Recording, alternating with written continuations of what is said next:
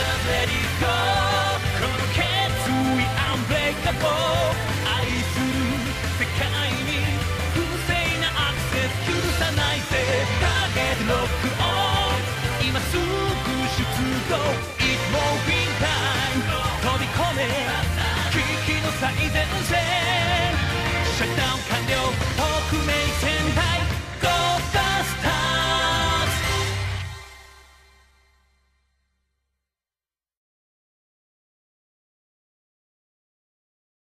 It's time to review Crash Twinsanity for the PlayStation 2. Okay, this is my first requested review, and it was requested by Ryan1Gamer. Thank you. Crash Twinsanity was the last game to be developed by Traveler's Tales, the same people who made the pretty controversial Wrath of Cortex, and out of all the post-PlayStation Crash/Spyro games, Twinsanity is certainly the most divisive one of them all, with people at one end of the spectrum saying that it's the best Crash game after the PlayStation days, and people at the other end saying it's a hateful piece of shite that sums up how to perfectly destroy the character. No, really, a review quote was pretty much just that. Well, with this review, let's find out as to who's really right. Crash Twinsanity takes place 3 years after the events of Wrath of Cortex, as the nefarious Dr. Neo Cortex returns to finally defeat Crash, but is suddenly interrupted by an interdimensional evil force known as the Evil Twins. Thankfully, my idea that Jedward had teamed up with interdimensional horrors from Power Rangers was completely wrong and a bit stupid, as the Evil Twins are actually a pair of evil parrots from the horrifying 10th dimension who want to take away all the good from this dimension and leave behind just the bad. So, with not that much options aside from, maybe nuking the 10th dimension, Cortex and Crash team up to save all of reality from the Evil Twins. Crash Twinsanity is a 3D platformer and thus retains the same controls from the last few Crash Bandicoot games.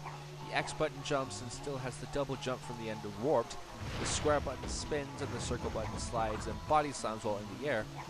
The major difference from previous games is that instead of a linear environment, Twinsanity is a fully explorable world where, when plonked into a level, you can explore several areas in any order you like instead of going down a straight path all the time.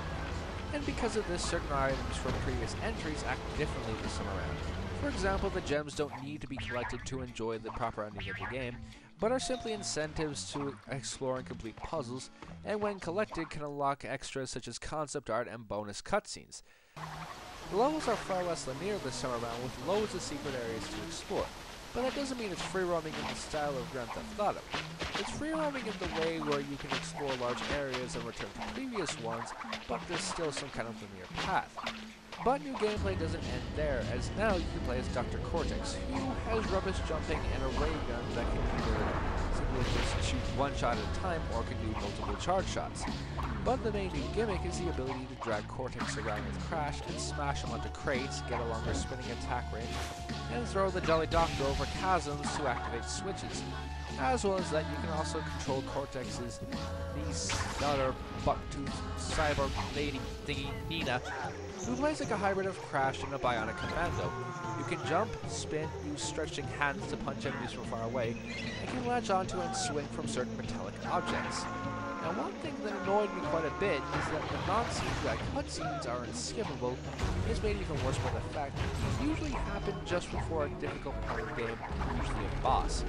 Speaking of which, the game can become annoyingly difficult at times, especially around Engine's battleship, also known as High Sea Hijinks, which is my least favorite level of the game due to the barrel-throwing gorillas, Rassic kill you if you touch them for some reason, and that goddamn walrus coat. Also, can someone tell me what the hell he's saying? Ah, yummy fresh meat for my pot. There are also several sections of the game that were very annoying to get past due to enemy place and occasional glitches or anything of that sort. My biggest gripe with the game, however, is that it's very, very short. In total, I cleared the game under 4 hours, and that includes very thorough explanation and dying a lot. However, despite all that, I think the game is really good. For starters, the graphics are actually very good. The animations are well done, the character models have a somewhat Tim Burton feel to them, The levels and characters are very colorful, and the lighting in the first few levels where the sun rays shine through the forest are utterly gorgeous to look at. There's also a lot of nostalgic memories and references to the older games in the series seen throughout the game. From the return of the dome-headed tribe from the original game, to every villain and bad guy from the previous games returning for one last hurrah before they got raped in the radical days. The major thing I have to talk about is the music. Not only is it very good and insanely catchy, but it's composed by Spiral Mouth, who composed the music via a cappella. Basically what this means is that all the music you hear throughout the game is made almost entirely from noises the band made with their mouths. It's very impressive and makes a lot more sense when you listen to it.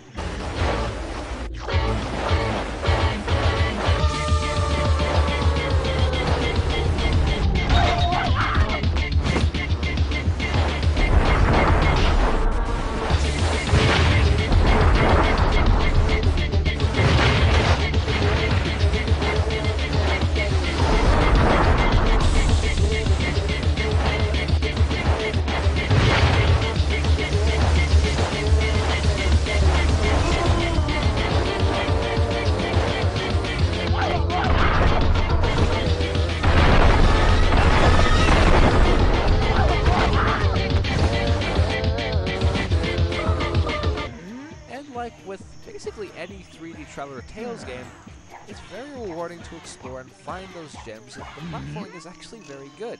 My favorite level out of all of them probably has to be Twinsanity Island, because of how much there is to explore from the get-go and the nostalgic feelings of playing through the first game coming back.